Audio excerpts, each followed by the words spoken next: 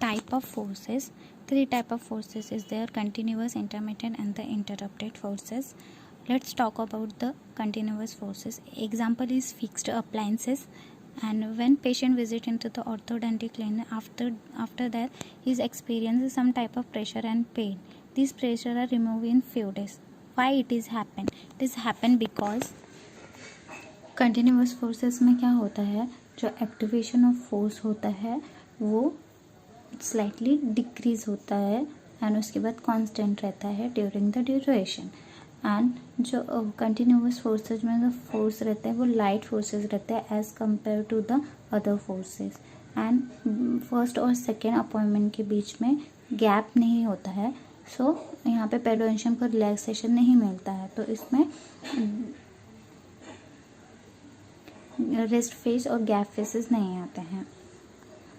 अगर हम heavy forces apply करेंगे तो क्या होगा, लाइट फोर्स जब टूथ पे अप्लाई होते हैं तो ये प्रेशर साइड होता है और ये टेंशन साइड होता है. और प्रेशर साइड में ऑस्टियोक्लास्ट एक्टिविटी होती है जिसकी वजह से बोन रिजॉर्प्शन होता है, और यहाँ पे ऑस्टियोब्लास्ट एक्टिविटी होती है जिसकी वजह से बोन फॉर्मेशन होता है.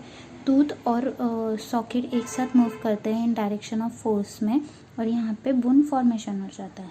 ये नॉर्मल फोर्स अप्लाई होने की वजह से होता है. बट अगर हैवी फोर्सेस अप्लाई करेंगे तो तो इंस्टेड ऑफ द यहाँ पे बोन रिजॉर्प्शन और बोन फॉर्मेशन की जगह पे यहाँ पे एक्सट्रीम फोर्स की वजह से यहाँ पे ऑक्लूजन हो जाएगा और जिसकी वजह से नेक्रोसिस होगा और ऑस्टियोक्लास्ट एक्टिविटी यहाँ पे होने लगेगी विद इन द सॉकेट और यहाँ पे रूट रिजॉर्प्शन होना स्टार्ट होगा. इसको बोलते हैं direct route resorption. Let's revise this things. Let's talk about the intermittent force. Example is the removable appliances.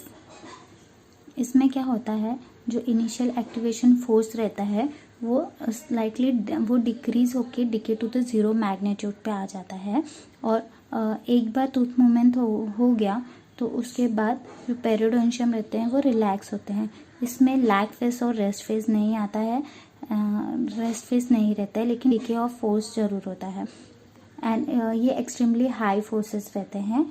Normal soft tissue को मूव करने के लिए जितना फोर्स लगता है उसका डबल होते हैं वो. अगर एक्सट्रीमली हाई फोर्सेस अप्लाई करेंगे तो तो क्या होगा, ब्लड वेसल्स का ऑक्लूजन होगा और ऑक्लूजन होने की वजह से यहाँ पे हाइलिनाइजेशन होगा. हाइलिनाइजेशन होने की वजह से ऑस्टियोक्लास्ट एक्टिविटी यहाँ पे होगी जिसकी वजह से टूथ मूवमेंट रुक जाएगा. एंड जब तक इस हाइलिनाइजेशन को रिमूव नहीं करेंगे तो टूथ मूवमेंट नहीं होगा. इसलिए लाइट फोर्सेस अप्लाई करते हैं. Let's revise.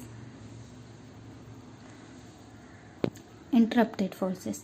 इंटरप्टेड फोर्सेस का एग्जांपल है हेड गियर.